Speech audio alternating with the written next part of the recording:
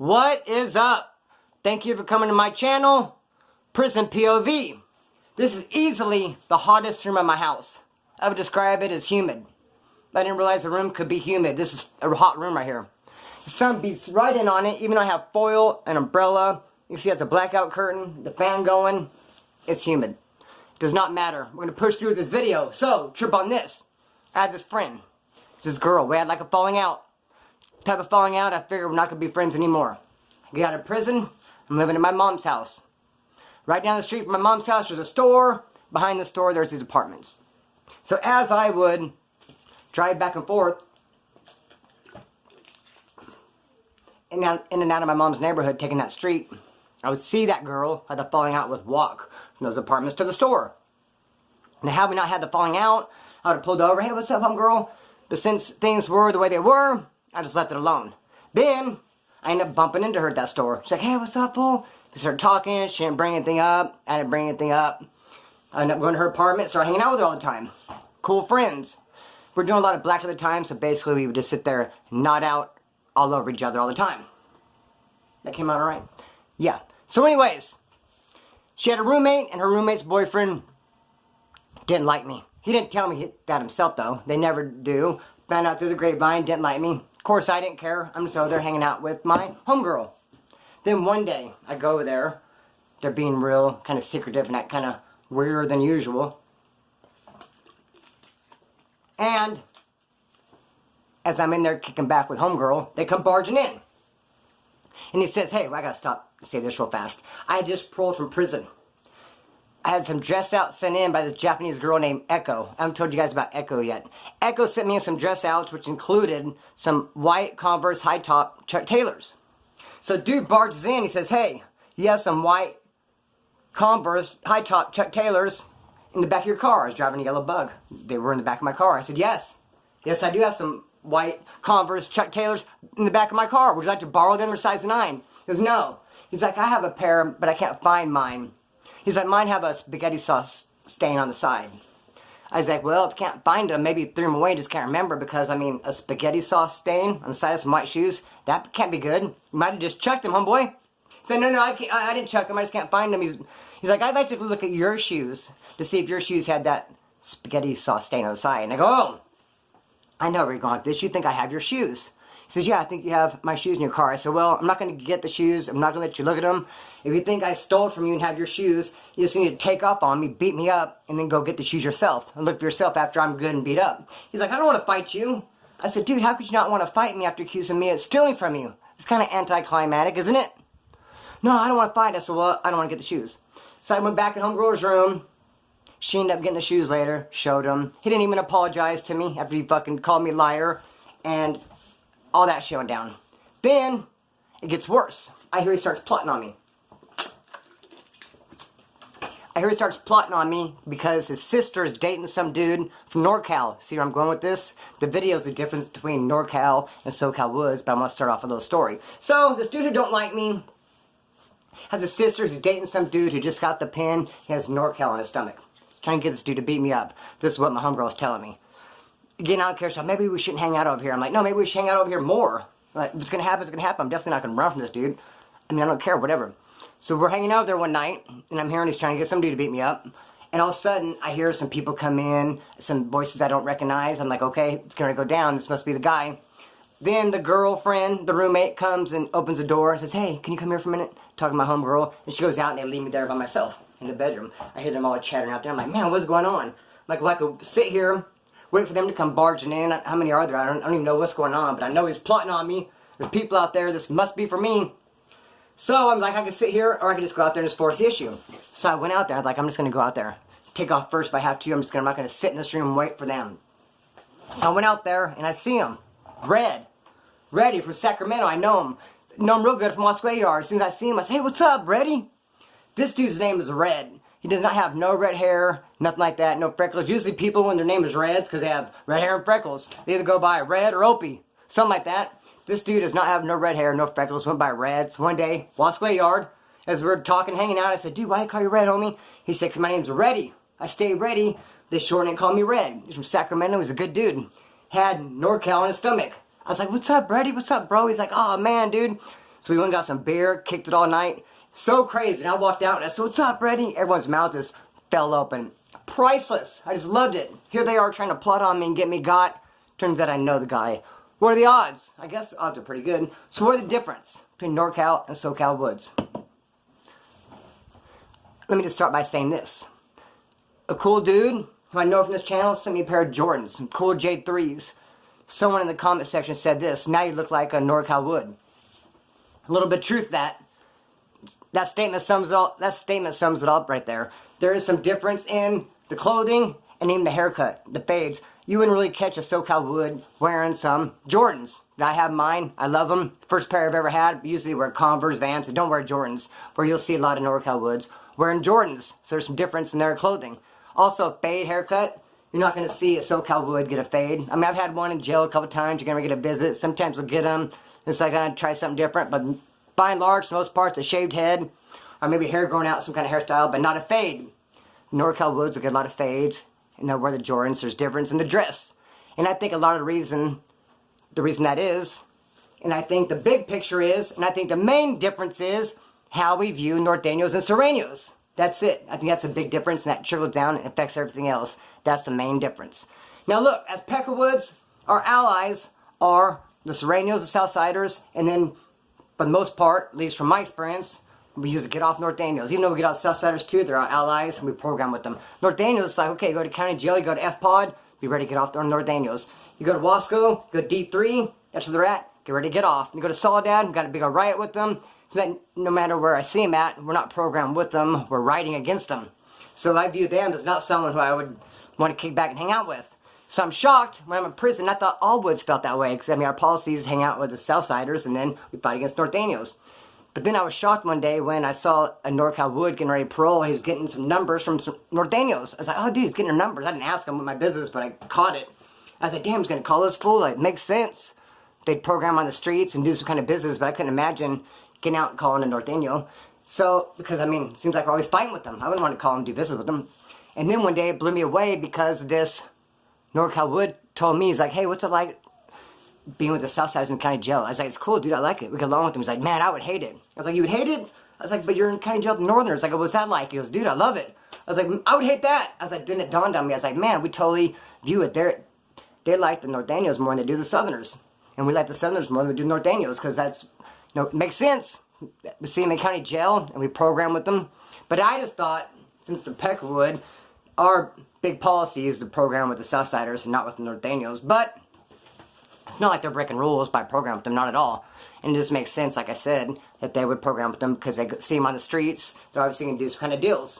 Then one time I was kicking back with this NorCal Wood. He was a good dude. Why do I keep grabbing that? What the hell? And he got 9 years. I'm asking him, dude, why are you doing 9 years? So is that Norteño's party? I'm like, wait a minute, what? You got a Norteño's party? What are we doing at Norteño's party? He's like, it was my homeboy. I was like, so you kick back with the dudes on the streets? Like, yeah. Then it started making sense to me. I couldn't imagine being at Norteño's party. No disrespect to him, nothing but the utmost respect for him. In fact, I'm going to do a video pretty soon called Norteños That I Know. Some dudes that I know in there and I talked to. When I came down from Arizona and had to go to Kern Valley, they put me and this Norteño side by side in a phone booth, which is called a phone booth. It's like a steel cage for one person. For like 3 hours, sat there and talked the whole time. Cool dude. Way cool dude. When I was in Soledad in the dorms, right back in the corners where all the Norteños slept, my bed was right there. I've talked to them all the time. Cool dudes. Nope, the most respect. But we don't really program with them. Not like getting numbers and go to their parties and hanging out. At least I didn't think so. But yeah, I guess I do, because that's the difference between us. And like I said, it makes sense. Then it really blew me away to hear that some NorCal Woods, that they don't like Southerners. That just tripped me out. I've had a couple of them say, dude, what's it like when you're county jail? Man, I bet it sucks. Like, no, not really. Don't you riot with them? Yeah, I riot with them, but at the same time, we'll riot and we'll have spread later on that night. So there are some differences, and I will stick it right there with that. That's the main difference, I think, is how we view the Northerners and the Southerners. So, and like I said, there's nothing but the most respect to NorCal Woods, obviously. Love those dudes. Got a bunch of good friends in NorCal Woods, and respect to Norteños as well. So, pardon me. When I went to Mule Creek, the Sacramento car, they had it sewed up. I said this before. Sewed up. And they were set tripping hard. I can even say that Sacramento Woods set trip harder than any other car. And they don't just set trip straight NorCal. They set trip, we're Sacramento. They had it sewed up. So one dude, he had the keys. He's getting ready to go home. He was leaving the keys to another dude from Sacramento, obviously. So he handed down to him. Russ from Stockton, who did a lot of my tattoo work, was telling me. He's like, hey, he's going to leave the keys to this dude. He's like, he's grooming him. He told me he was grooming him. I was like, what? Now, I've only heard it. Now, I know grooming. Now, I understand you could groom somebody for a position. It means to prep them, get them ready. You can groom somebody for a position. That's how he was using that word. But up until that point, I don't hear groom like as in grooming standards. So I pictured them like, yeah, they're grooming him. Like, he's going to get this yard. Let's take him to the corner, sit him down, give him a good cut. Let's trim him up, man. Let's give him a real good groom. I thought they were going to trim his beard up. I mean, can't beard his grooming standards, but trim him up. I thought he was getting a nice haircut. Hey, come here, brother. The yard's yours. Let's trim you up. And I was like, what? Groom him? So I thought that was kind of funny. But you know what else tripped me out was the dude who had the keys. He had a couple guys. He was a big monster of a guy, too. And he was out there working out all day long in the bar work. And he had a couple of guys that were kind of small. They were short and they're skinny. He'd use them as weights. He'd have them on his shoulder. He'd be squatting them. They'd be hanging off his back while he's doing pull-ups and dips. They'd be all out there laughing, hanging out. And I was thinking to myself, dude, you guys are hanging out with this dude and laughing like your buddy. He's not your buddy. You're his weights. Like, dude, I couldn't imagine being in prison. You get out and tell me how to just parole from prison. What was it like in there, brother? Oh, yeah, it was gang warfare all the time. But really, you're the guy in there that was the weights. I bet he didn't get out and say, hey, what you doing in prison? Oh, I hung off the steel all the time. I was his weights all day. I want so bad to tell him, come here, dude, come here. Quit being that dude's weights, man. It's not a good look. Like, every time I walk by, you're sitting on his shoulders. He's, like, squatting you. You're hanging off his freaking back, and he's, like, doing pull-ups. Like, bro, you go work out. And one time I did see one of those small guys go do pull-ups, and the big guy is like, hey, get back over here. I'm going to use you on next set. He's like, oh, sorry. He's like, damn, none of the weight pile, they can't even work out. They're too busy being dudes' weights. So, but it's none of my business. I sure wanted to say something, poor guys. But you know what? Hey, everyone can make their own decisions. But, what else I was going to say about that spot, man? Damn it. I hate when I get caught up and forget stuff. Oh, yeah, this is what I want to say. Glad I didn't forget. Another policy the Sacramento boys had going on as they're at Mule Creek.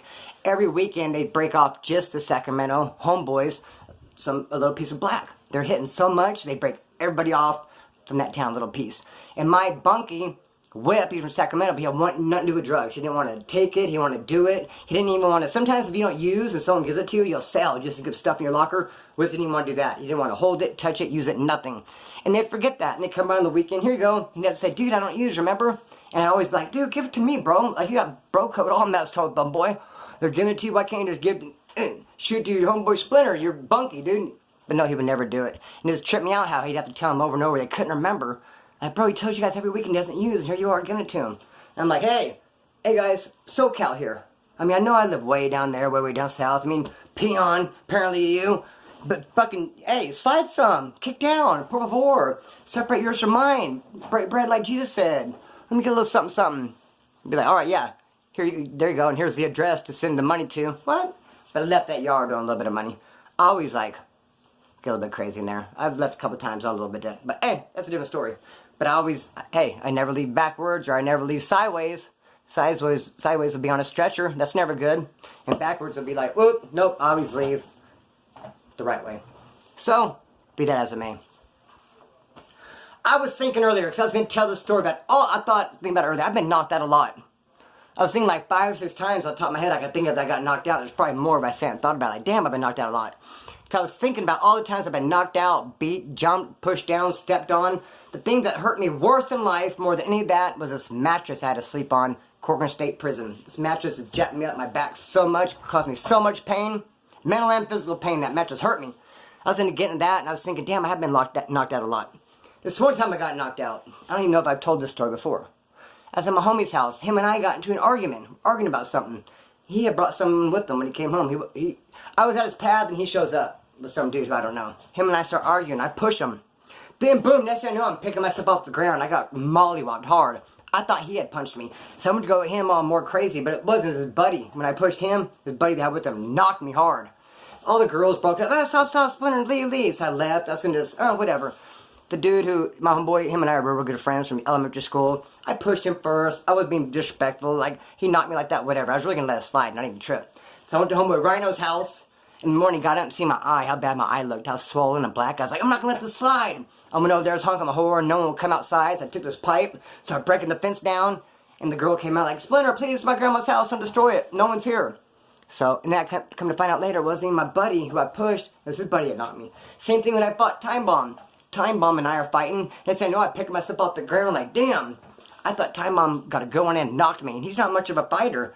And I was beating his ass. I was handing it to him up to this point. So he knocked me so good, I literally stopped in the middle of the fight. And I got up and shook his hand. Then we continued fighting. I won the fight. And later everyone said, dude, why'd you shake his hand when you got up? I said, because I respected he hit me like that. I didn't think he'd hit that hard. He said, he didn't hit you. His cousin did. He was standing next to him. I was like, what? Damn, I thought him and I were fighting. He saw me, but it was his cousin. Damn. Before I say that, though, I was at Soledad in the gym. This dude from Sacramento. Hella big. Listened to a Walkman. Set it down. I was going to take a shower. He's done working out. I said, hey, homie. I said, let me listen to your Walkman, bro. I'm just straight out of reception. I've been kind of jail for a while. Got a chance to listen to music. I like to listen to some. He was right on. Let me get it ready. I was like, get it ready. I was expecting, hand it right over, get it ready. So he's going, fine, he gives it to me. And the headphones, to give to me, the rubber part was off. It was a straight plastic. He's like, yeah, I don't want you to put the rubber in your ear. So I was like, all right, it's a plastic. And I tried to put it in, but just fall out. So I was like, he goes, well, hey, take it around your ear and just wrap it and like let it hang. He's like, I go, let it hang like what? Like set of nuts? Earrings? Disco ball? And I don't want your like headphones like hang right here. Let them hang. He's like, just let them hang, homie. I was like, no, bro, I don't want to let him hang, dog. I was like, you know, so I started listening to like this. And he goes, well, if you're going to hold him away from your ear, I might as well give you the rubber piece to put back on him. I was like, yeah, you might as well. So he put him on, so I had like this, and I'd be like, he wouldn't look, and I'd be like, yeah, all right, go ahead. What's up, dog? It's good as jamming. He'd turn away, be like, what? Okay, you can have your headphones back. So, other than that, I knew I had something else to share. About headphones, though, I was at Kern Valley. Level 4 180, but level 3 gym. We were having a big white meeting. There's a skinhead from up north. I was borrowing his headphones. And so I had my own headphones on trip. I had a CD player at the time. I couldn't take it outside. I just wanted to listen to radio. People, hey, Splinter, how can you borrow anyone's headphones? Get your own. I know how you guys think. Guys quick to freaking kick me while I'm down and slide me a crazy comment. I know how the 1% of you guys get down. Anyways, hey, bro, let me borrow your headphones. I'm listening to rap. A lot of people have never frowned on rap for whatever reason. So we're having this big white meeting. I give the radio back to dude. He starts putting it on. He stops, interrupts the meeting, stops everybody, goes, hey, Splinter, thank you. I go, why? He goes, now I know where the rap station's at. Like, whoa, that's called being fronted off, homie. Like that, bro? I don't care. I wasn't ashamed. I put like this. Why rap that makes no damn difference about, I don't know how I put it. I put it some way. I was like, that's what I would say. Rap makes no damn difference, and there's my argument. But really, though, if you have some 12s and like an amp, and you're trying to bump and sound good in a car, do you really want Metallica? I mean, I guess it does sound good. Or do you want like the 808, the bass? Of course you want bass. Rap is good. What the hell's wrong with rap? But people chip out on it in there. Woods do sometimes, skinheads. I like it though. Anyway, be that as it may. That's been all the stories for now. I guess I'll cut string, let it fly. Peace.